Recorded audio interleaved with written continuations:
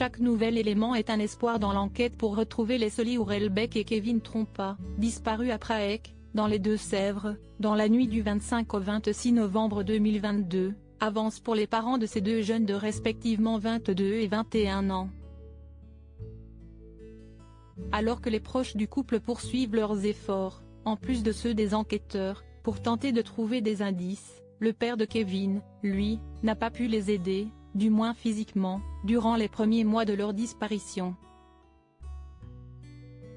L'homme d'une quarantaine d'années était en effet en prison, où il purgeait une courte peine pour des menaces de mort, a rapporté le journal du dimanche le 12 février. Mais Guy Trompa est sorti ce vendredi 10 février.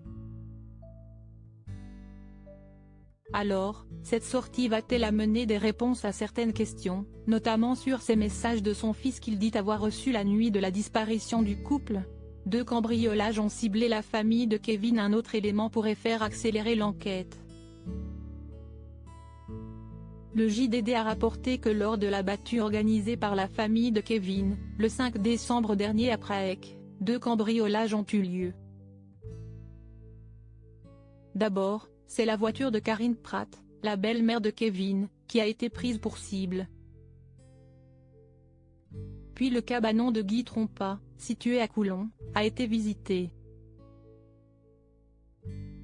Il avait l'habitude d'y dormir avec son fils quand ils allaient chasser et pêcher. Ces informations vont-elles permettre aux enquêteurs d'avancer dans leurs recherches?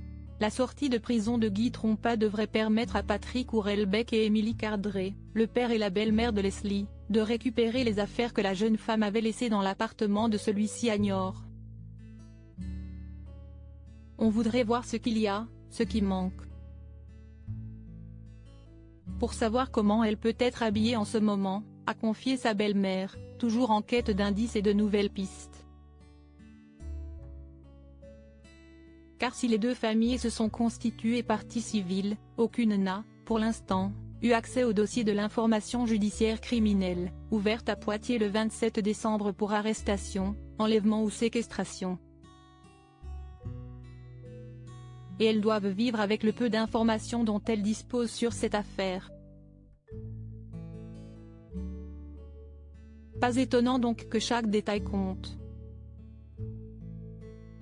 Article écrit en collaboration avec 6 médias. Crédit photo, capture d'écran Facebook.